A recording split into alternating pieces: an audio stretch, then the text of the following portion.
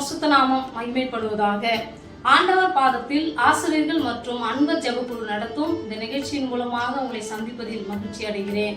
இந்த நாள் 2024 வருஷம். இந்த நாள் தலைப்பு யாக்கோபின் தேவன் நமக்கு உயர்ந்த அடைக்கலமாய் இருந்ததற்காக நாம் ஸ்தோத்தரிக்க போகிறோம். இந்த வருடம் முழுக்க கர்த்தர் யாக்கோபின் தேவன் நமக்கு உயர்ந்த அடைக்கலமாகவே இருந்தார். உண்மையாகவே நம்முடைய சூழ்நிலைகளில நாம் நடக்கிற ஒவ்வொரு பாதைகளிலும் பாருங்க, போகிற பயணங்களிலும் செய்கிற வேலைகளிலும் நம்முடைய பிள்ளைகளையும் நம்ம குடும்பத்தில் இருக்கிற ஒவ்வொருத்தரையும் பாருங்க, இந்த வருஷத்துல நம்ம சபையார் அனைவரையும் பாருங்க கர்த்தர் கண்ணின் மணி போல பாதுகாத்திருக்கிறார். உயர்ந்த அடைக்கலமாய் நமக்கு இருந்திருக்கிறார். நாம் பயணிக்கும் போது எத்தனையோ ஆக்சிடென்ட் நடக்குது. எத்தனையோ பேருக்கு பாருங்க இந்த வருஷத்துல உயிரோடு இன்னைக்கு இல்லை. ஆனா கர்த்தர் நம்ம இந்த வருடத்துல நம்ம ஒவ்வொருத்தரையும் ஜீவனோடு வைத்திருக்கிறார். உயர்ந்த அடைக்கலமா இருந்திருக்கு. எத்தனையோ பலவீனங்கள், எத்தனையோ சோர்வுகள் நம்முடைய வாழ்க்கையில கர்த்தர் உயர்ந்த அடைக்கலமாய் இருந்திருக்கிறார். பாருங்க, ஒரே ஒரு வசனத்தை நம்ம பார்க்க போகிறோம். ஆதியாகமம் 33:1.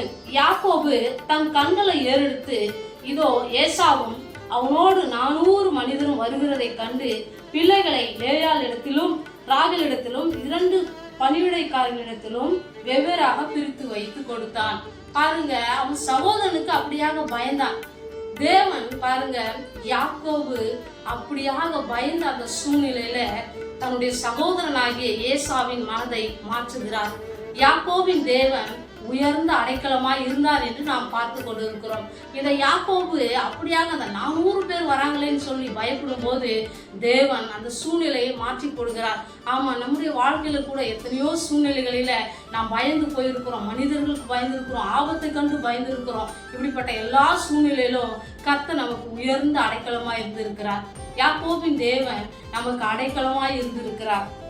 நம்ம ஒவ்வொரு சூழ்நிலைகளையும் கர்த்தர் நம்மளை அவ்விதமாய் கண்ணின் மணி போல பாதுகாத்திருக்கிறார். அது மாத்திரமல்ல, நமக்கு வேத வசனம் இவ்விதமாய் சொல்லுகிறது. என்னாகமத்துல யாக்கோபுக்கு விரோதமான மந்திரவாதம் இல்லை, இஸ்ரவேலுக்கு விரோதமான குறி சொல்லுதலும் இல்லை என்று பார்க்கிறோம். ஊழியத்தின் பாதைகளிலும் நம்ம குடும்பம் உயர்ந்து இருக்கும் போது, நாம் ஆசீர்வாதமா இருக்கும் போது நம்மை பார்த்து பொறாமைப்படுகிற மனிதர்கள் உண்டு, எரிச்சலாய் இருக்கிற மனிதர்கள் உண்டு.